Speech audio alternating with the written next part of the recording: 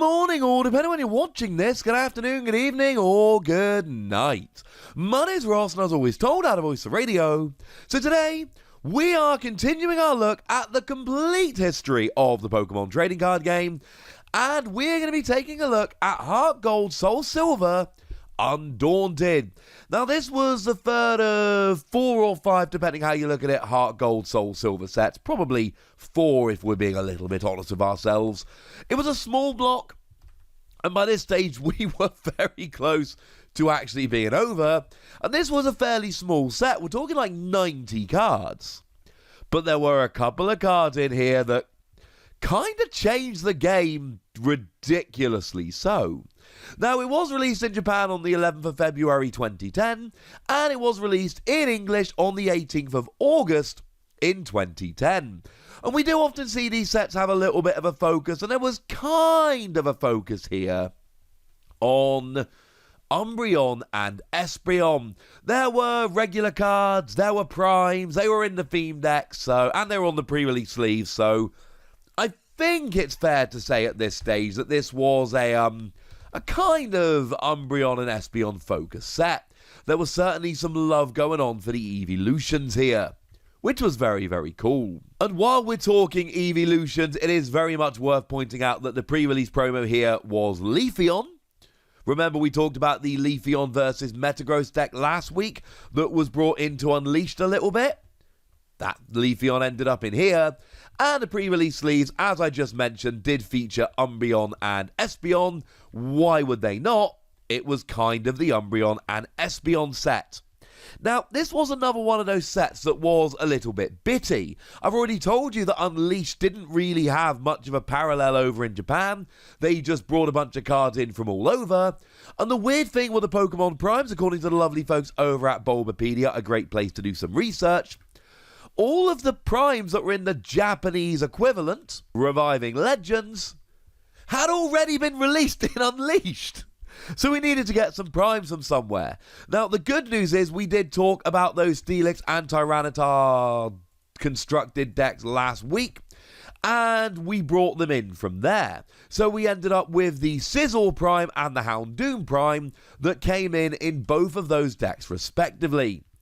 It also brought in some promo primes. So as well as the Sizzle and the Houndoom, that we'll have a little bit of a look at in a moment, we also saw ourselves getting 4 promo primes, which had, shockingly enough, been given out as promo cards over in Japan. So we got ourselves a pair of Umbreon and Espeon. Now, these were weird because over in Japan, they were proper rare. They were given out to members of the Pokemon Daisuke Club, but you had to accumulate 7,200 action points, which was quite a lot. So these ended up being really rare, valuable cards over in Japan, and they were kind of saw a little bit of play primes over here. They were not on the same level at all. And that left 2 primes to get us up to the usual number of 6, so we had ourselves Raichu and Slowking. Raichu was very interesting because it existed at the same time as Raichu Level X, and it was never particularly great. It had a nice poker power that moved lightning energy from one of your Pokemon to Raichu, and an attack that did 120, discarding all energy from Raichu. But it was never a particularly great card. It was just really interesting that it existed at the same time as Raichu Level X. And for that reason, there were a bunch of people that really did try making it work, even though it was, shall we say, probably not destined for greatness. As for Slowking, it had a nice poker power that let you reveal the top 2 cards of your deck. Your opponent chose one to go to your hand and the other one went to the bottom of your deck, but the problem was it was your opponent's choice, so as much as people, like me, did try using this as a nice little consistency boost, it was far too unreliable. Now, as well as the primes, we did have a couple of new legends, and both of these were pretty good and saw play. We'll get to them a little bit later. But just to introduce them here, it was Kyogre and Groudon legend. They were, of course, the Gen 3 box legendaries. And then Rayquaza and Deoxys legend that were the other Gen 3 legendaries. So, a real Gen 3 theme going on with the legends here. And especially Rayquaza and Deoxys legend. That was a phenomenal card. Now, as was the case with these HeartGold SoulSilver sets, we did get an Alpha lithograph here, but again, it wasn't a particularly good Alpha lithograph. Though, spoiler alert, next week we will finally get to talk about one that was actually good and actually saw play. It was written in unknown as they tended to be. There was a key that showed you what it said as there tended to be, and it just read, return any stadium card in play to its owner's hand. So I suppose if you really wanted to get rid of a stadium but didn't want to play your own stadium, it would work. But most of the time, you would just want to play your own stadium to get rid of your opponents. Maybe if you had a stadium and it was really going to help your opponent, but we are getting into, what's the word I'm looking for here? We are reaching a lot. It was not a particularly good card. Now, I do need to just give a quick shout out to Sizzle here. There was nothing particularly special about this card in terms of playability, but it has possibly the best artwork of any card ever released. It's also very interesting, because as well as having Ken Kanetsuna listed as the artist, it actually has Shinji Higuchi listed as a director, and most Pokemon cards do not have a director listed as well as an artist. I should also mention there was a Scyther in the set. Now, the Scyther was nowhere near as cool art-wise, but it was still very cool art-wise. This was drawn by Wataru Kawahara and was directed by Shinji Higuchi. So, whoever Shinji Higuchi is, seems to have directed two of the best artworks we've seen, so I am totally down with this. And it's really interesting that we did see a reprint of Sneasel. Now, if we go way back to my Neo Genesis video, I told you about how Neo Genesis Sneasel was amazing and ended up being banned in certain formats because it was, in a very literal sense of the word, too good and broken. Now, essentially, for 2 energy, you flipped a coin for each of your Pokemon in play, doing 20 damage for each heads. And at the time, Darkness Energy, the only one we had, we didn't have Basic at the time, meant that you did an extra 10 damage with each of your attacks. And with the low HP at the time, it was just proper job broken. Well, Sneasel came back here. Now, it had its resistance lowered to 20, because resistance was minus 20 at the time, and it had gained a weakness to fighting, same HP, same retreat cost, etc. And it actually had the same attacks, and I mean the exact same attacks. But the format had moved on, unfortunately. Whereas Sneasel from Neo Genesis was broken to the point it got banned, Sneasel from Undaunted, which was the same card with a fighting weakness and a slightly worse resistance, it was fun for evolving into Weavile, more on that in a moment, but outside of that, it was largely forgotten. Now, in terms of the most expensive cards, it's Rayquaza and Deoxys Legend. You'll pay about $100 for this, and the Legends as a whole tend to be moderately expensive, especially if you want to buy the complete pair of cards, but it was also a ridiculously playable card, so if you're playing old formats, you're definitely going to want to have a copy of it. Outside of that, Umbreon seems to be like $40 to try and get a mint version of it, so I don't know, maybe Umbreon. Moving over into the theme decks, I've already told you that we're talking Umbreon and Espeon here. We'll start with Umbreon because Umbreon's cooler. We got Nightfall, and this is a Darkness Metal theme deck with a Holo Umbreon, which was exclusive to the deck because it was a fancy cracked Holo, cracked ice Holo, call it what you will, and a non-Holo Umbreon, which was also exclusive to the deck, because Umbreon was a regular Holo, so you got the cracked and the non-Holo, neither of which could be pulled in the set proper. You then got non-Holo rares of both Honchkrow and Skarmory. But there are 2 big differences between these theme decks and the ones that came before it, which is of course interesting because we're bringing these in halfway through the block. Firstly, those cracked ice Holos, as they're generally referred to, they're new, ladies and gentlemen. We'd not seen them before. And theme decks included a booster pack. Now, at the time, this was immensely exciting to me, because you'd buy a theme deck and you'd know what was in it, but now you got a booster pack as well. We'll go forward as we go. These ran out fairly quickly, unfortunately. They lasted for a couple of sets, but doesn't matter. There were booster packs, and that was awesome. The other theme deck was Daybreak. This was your Psychic and Grass Espeon theme deck, and you got yourself a Cracked Ice Espeon and a non-holo Espeon. Cracked Ice and non-holo being exclusive to the set. And then you had non-holo versions of both Bellossom and Togekiss, which were again exclusive to the deck. Yeah, that's right, 3 holos in the set came in as non-holos here, which were exclusive. And then there was a non-holo rare of Dodrio, which was not exclusive, but 4 non-holo rares and a booster pack, that is more than we're used to, ladies and gentlemen. Now, moving over into the best cards, there really are 3 that stand above, and if you want, in terms of impact on the metagame, you have got to go straight to Smeargle. Smeargle was absolutely gigantic. It had the Poké Power Portrait, which let you, if Smeargle was active, look at your opponent's hand, choose a supporter card you find there, and use it.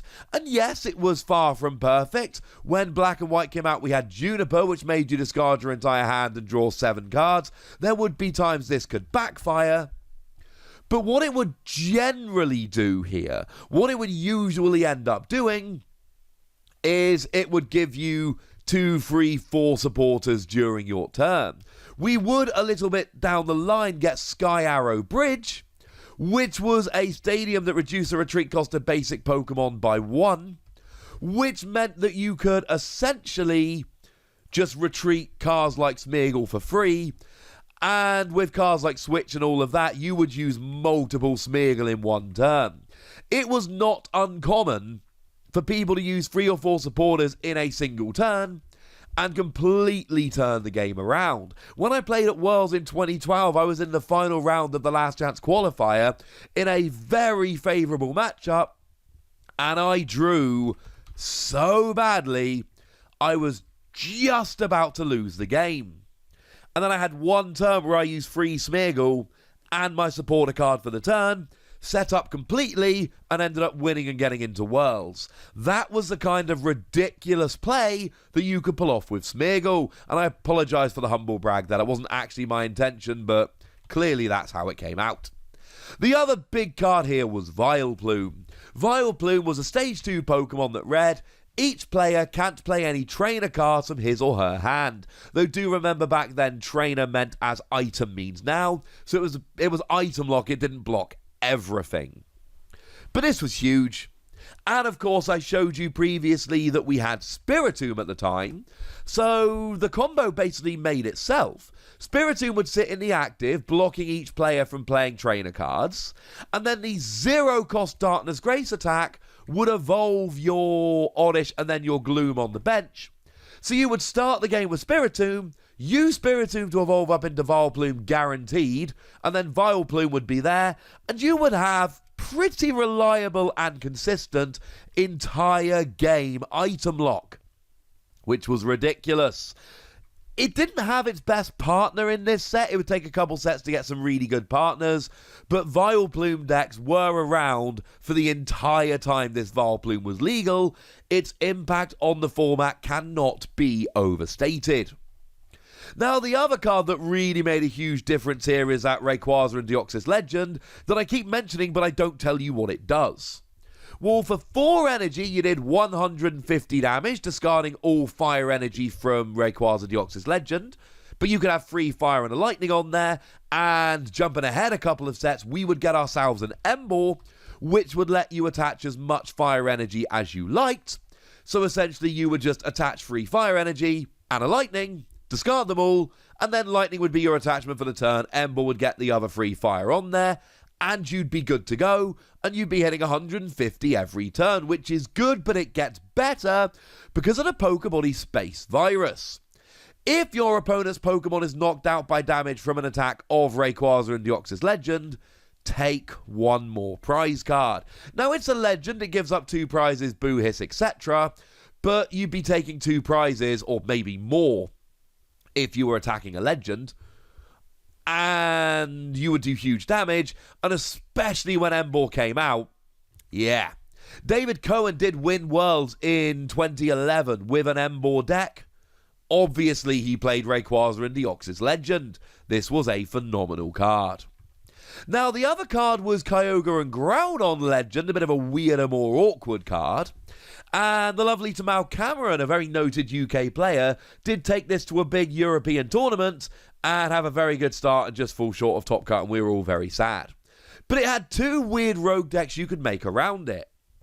For 2 water, 2 colourless energy, you discard the top 5 cards from your opponent's deck and do 30 damage times the number of energy cards you discarded to each of your opponent's benched Pokemon. So, for instance, if you discarded 2 energy, you would do 60 to each of your opponent's bench. And I've already told you that we had for Alligator Prime, which would allow you to attach all that water energy. So that was quite fun. Or, for 4 energy, 2 fighting, 2 colourless, which was more awkward to pay, you discarded the top 5 cards from your deck, doing 100 damage times the number of energy cards you discarded. And it wasn't a card we had quite yet, but we would very shortly get the card research record, which let you look at the top 4 cards of your deck, keep any on the top of your deck as you like in whatever order you like, and put the rest at the bottom of your deck. So essentially, if there was 1 energy, you'd keep that on top of your deck, put the others on the bottom, hoping that you would then hit more energy. It was a ridiculous card that never really worked and never really became part of a top deck, but you could see that either of those attacks could be the basis for an amazing, amazing rogue deck if it ran well. And if nothing else, seriously, how good was the art on these cards? I do consider, as I've told you before, the HeartGold SoulSilver era to be the high point of art in the Pokemon TCG, and that is saying a lot given how awesome the art has been over the years. Now, another card that was very good and saw a whole bunch of play was Rotom. It had the Poké Power Mischievous Trick, which said that once during your turn you may switch one of your face-down prize cards with the top card of your deck. So it meant that if you had an important card prized, you could fish for it. And I'm annoyed now because I've got to tell you about that last Alpha lithograph when I really want to save the surprise for next week, but I've got to tell you now, it let you look at all of your face-down prize cards. So you would now know which prize cards were where, and then when you used Rotom, bearing in mind Rotom could be used every single turn, you could swap the top card of your deck for a prize that you knew. It was great for fishing cards out of your prizes, and it did see a bunch of play. Weavile also saw a fair bunch of play as a backup attacker in a bunch of decks. The free retreat was nice and the access to Sneasel was nice, but mostly it was the Poké Power Claw Snag. When you played Weavile from your hand to evolve one of your Pokemon, you got to look at your opponent's hand and then discard a card of your choice from it. Now, this was very much a card where timing was absolutely key, but if you could drop this at the right time, or maybe even a pair of them, get rid of all your opponent's supporter cards, etc., you could end the game. You could just put your opponent in a position from which they could not come back. Now, Umbreon Prime was a very fun one here. I liked Umbreon Prime. In fact, my very first deck that I really did well with was an Umbreon deck. Now, Umbreon Prime had a nice little Poké Power that if it was active, you could flip a coin and if heads, it returned to your hand. But with 100 HP, you wouldn't always get to use it. But for free energy, it did 50 damage, plus 10 more for each of your Pokemon in play that evolves from Eevee. So if you had a bit of an Eevee Swarm deck here, you could be rolling very nicely indeed. To be honest, it wasn't actually as good as the other Umbreon, the one that came around in the theme deck, because that had Moonlight Fang. Single energy, 30 damage. But during your opponent's next turn, you prevented all effective attacks, including damage, done to Umbreon by attacks from any of your opponent's Pokemon that had any Poké Powers or Poké Bodies. And it wasn't great against every single deck, but there were enough decks around that were really reliant on Pokemon with Poké Powers and Poké Bodies. Just check out the last few videos and this one when I go through the top decks. you will see how ridiculous it could be, that you would just be basically blocking your opponent, and you could sometimes win entire games by just using Moonlight Fang over and over and over again. Houndoom Prime was another one that was kind of fun here, and as a fun little side note, there was also a regular Houndoom in the set, and when I went to the pre-release, I actually pulled 2 Houndoom Prime, and I want to say 2 regular Houndoom. It was something like a 4-3 or 4-4 line of Houndoom at a pre-release, which was nuts. And I did very well at the pre-release because I actually had like a proper evolution line. Now, the Poker Power said once during your turn you may flip a coin. If heads, you burn your opponent's active. It was a lovely ability to use and sit on the bench. Free energy, 70 damage, stop the retreating was fine, but it was largely a bench sitter that burned them, and that was alright by me. Now, I mentioned Leafeon as a pre-release promo. Leafeon was actually a really nice card because of the attack Miasma Wind. For a colourless energy, you did 50 damage for each special condition affecting the defending Pokemon. But this is where we need to go back to the Rosa Raid that we talked about last week. No, I lied to you. 2 weeks ago in HeartGold SoulSilver. No, it was last week in Unleashed. I need to remember. I need to have faith in my memory.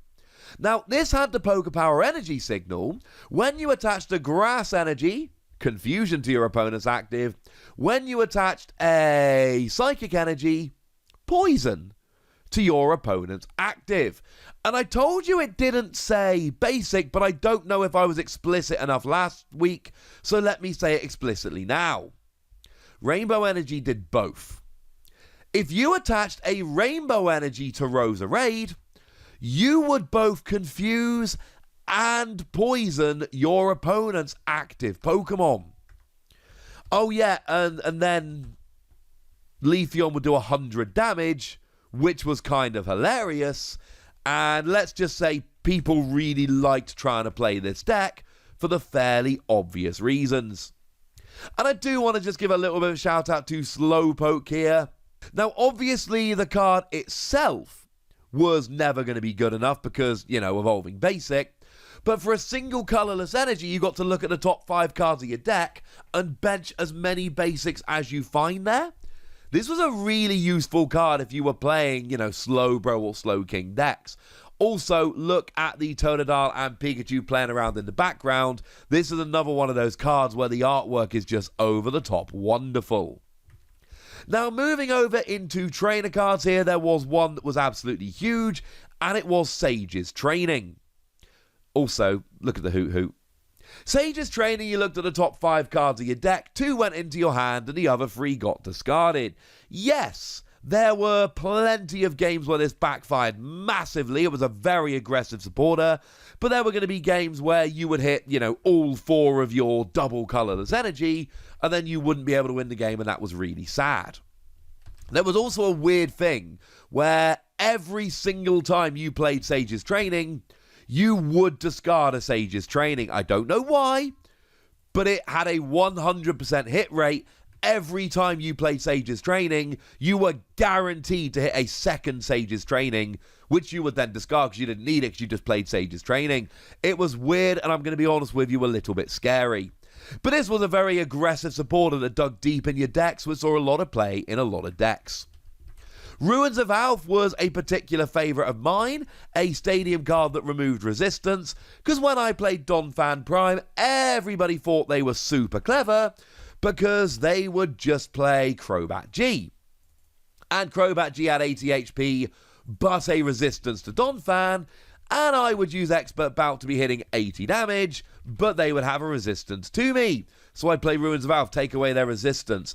I got so many, like a ridiculous amount of super, super easy KOs on Crobat because people just apparently forgot that Ruins of Alph was a thing.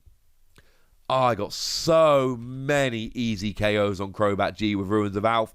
It genuinely makes me happy to think back on it. Also, the year I top cut Nationals was with Donphan, and it was another thing whereby my opponent, the lovely Tom Hall, just did not think I would play Ruins of Alph, so I got a KO on Honchkrow. Whoopsie. Whoopsie, because I played a Crobat G to put it in Donphan range, and Tom could have used Power Spray, but nobody plays Ruins of Alph in Donphan. As a side note, why did more people not play Ruins of Alph in Donphan?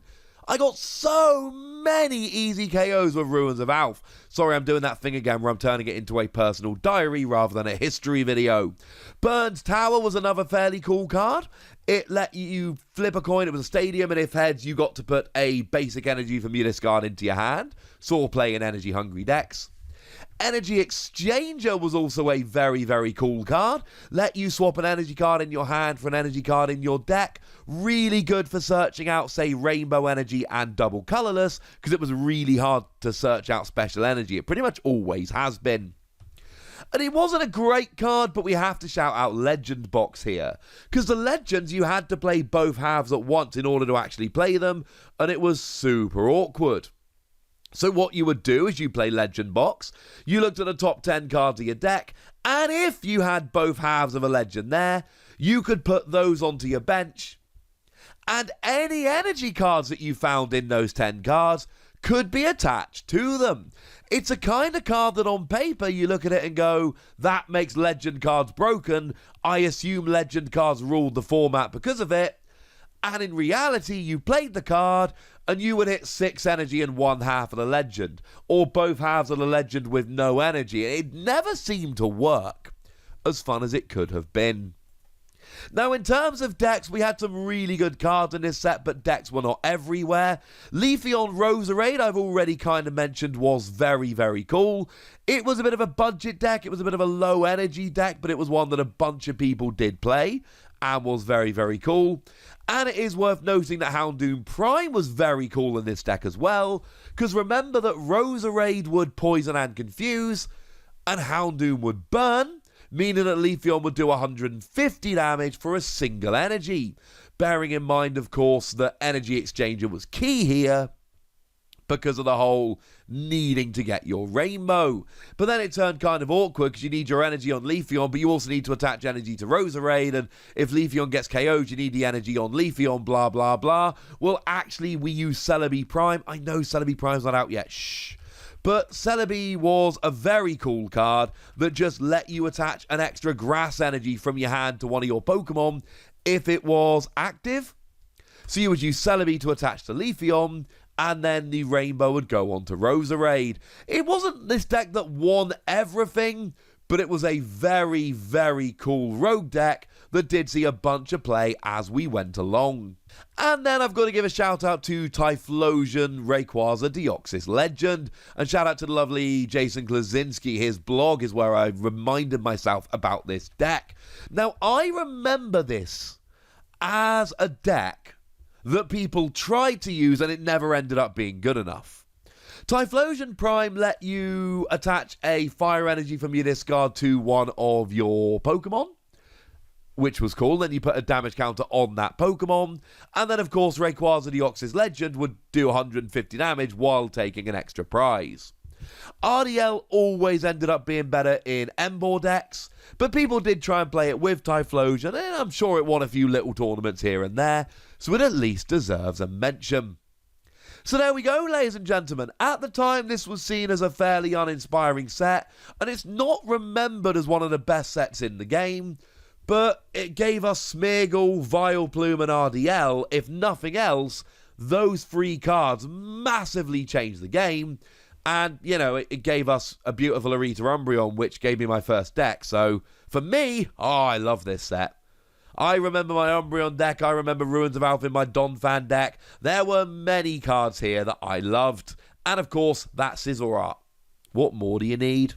But now, ladies and gentlemen, it's over to you guys. I want to know your memories of this set if you did play back then, and I want to know your impressions of this set if you weren't playing back then and you're looking at it for the first time now. So go nuts in the comment section, but be nice! And then make sure you like this video, subscribe to this channel, follow me on Twitter at TheWasi, and Twitch for some live action at twitch.tv/PTCGRadio. If you want to support the channel, get some bonus podcasts and all that good stuff, head on over to patreon.com/PTCGRadio, where you can do exactly that. But by far the most important thing, as always, look after yourselves till next time, would ya? Thank you very much for watching. My name's Ross, and you've been watching PTCG Radio.